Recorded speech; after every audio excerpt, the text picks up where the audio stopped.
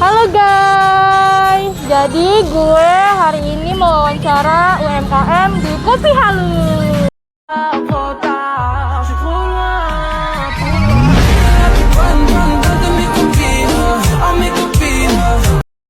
Halo Mas, Halo. selamat sore. Kalau Sore. boleh tahu dengan Mas siapa? Dengan Mas Adri, Kosan Bunga. Bisa. Kalau boleh tahu nih, usaha apa sih yang Mas lagi jalanin sekarang? Oke, usaha gue yang lagi gue jalani sekarang adalah coffee shop. Jadi di mana gue jualan kopi B2B dan juga B2C. Jadi itu. Kalau boleh tahu Mas, alasan Mas kenapa buka usaha ini? Buka usaha ini karena passion pertama. Dulu gue kerja di dunia perkopian, terus berkelanjutan sampai sekarang. Terus ternyata menghasilkan dan kenapa tidak gue lanjutin sampai ke depannya seperti itu. Terus dari mana modal awal membentuk usaha ini? Modal awal gue sama teman-teman. Jadi patungan. Makanya kita dulu berempat patungan nggak nyampe 3 juta, nggak nyampe 4 juta. Pokoknya berapapun kita adain. Makanya kalau misalnya ada orang bilang kayaknya usaha butuh modal, menurut gue sih enggak. Jadi yang penting lu tujuannya apa, planningnya mau ngapain. Pasti nanti kalau ada niat, ada skill, pasti nanti bakal mumpuni kok. Gitu. Kalau boleh tahu udah berapa lama menekuni usaha kayak gini? Kita 24 Juli berarti 3 tahun ya. Mau 3 tahun 2019, 3 tahun. Mas, kalau boleh tahu sebulannya Mas memiliki penghasilan berapa ya? Sebulan kopi halunya ya, omsetnya atau bersihnya atau profit bersihnya? Boleh bersihnya? Kalau bersihnya sebulan itu bisa 15-an. 15-an itu udah bersih? Ya, udah bersih. Kalau misalkan nggak bersihnya, ya omset. Omsetnya.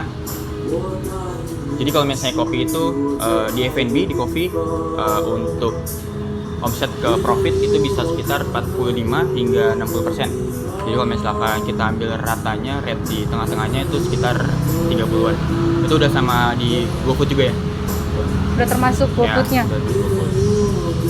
Terus kayak sekarang ini berapakah kayak karyawan yang bekerja di tempat Mas ini? Yang bekerja untuk kopi halu aja kita ada 4 orang Ya.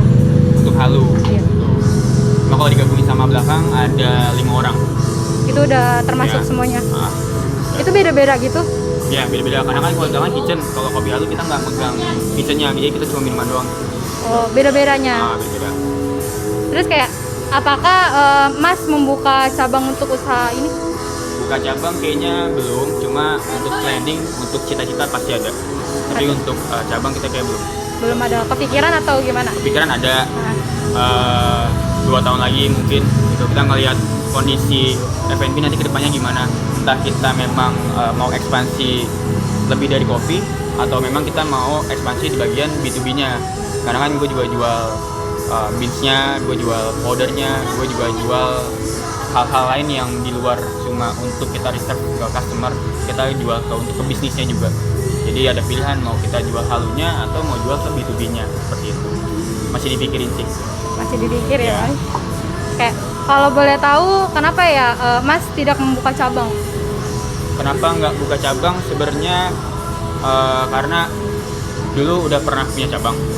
Terus karena pandemi kita selesai. Kita bilang selesailah. Terus kenapa sekarang kita nggak buka cabang lagi? Karena gue ngeliat kayaknya di perkopian nih masih belum stabil secara profitnya, belum profitable. Pertama, kedua juga untuk skala segmentasinya sangat menyusut ya menurut gue. Jadi ada baiknya kayaknya 2-3 tahun lagi mungkin ada langkah lebih baiknya sih gitu. Kalau untuk cepat-cepatnya sih kayak Belum ada kepikiran ya, belum Mas. kepikiran. Terus apakah Mas memiliki tips dan trik dalam pemasaran? Tips dan trik pemasaran. Yang pertama, kalau misalnya lu mau buka bisnis, lu jangan mikirin profitnya dulu, lu mikirin brandingnya dulu. Kalau misalnya ada orang mikir branding itu apa sih, harus dibedain brand sama branding. Kalau brand itu kopi halu, tapi kalau branding yang pertama kopinya murah, yang kedua kopinya enak, yang ketiga servisnya number one is di Kedaung. Tuh, jadi yang kita tampilin adalah di kopi halu servisnya. Tuh.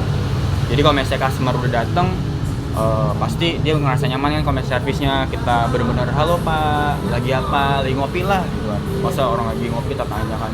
Terus yang kedua juga kopinya harus berkualitas walaupun harganya murah. Jadi gue untuk masalah bahan baku gue gak main-main. Gue pertama ngambil ke petani sendiri, ngerosting sendiri. Jadi untuk bahan baku bener-bener gue jaga sekali dengan walaupun harganya murah. Tuh. Ya pokoknya intinya brandingnya. Jadi lu jangan pernah berpikir tentang profit dulu. Yang penting apa yang lu mau tonjolin di bisnis lu, diferensiasinya apa, bedanya apa. Baru nanti profitnya ikutin gitu. Nah untuk marketingnya pun juga nanti lu bakal berpikir, oh ternyata brandingnya seperti ini ya, ternyata gue jual kopi murah, ternyata gue jualnya itu kopi yang berkualitas tinggi. Jadi untuk marketing jangan macem-macem. Kita bisa dari Instagram, ada Instagram Ads, kita bisa endorse juga gitu ya kurang lebih.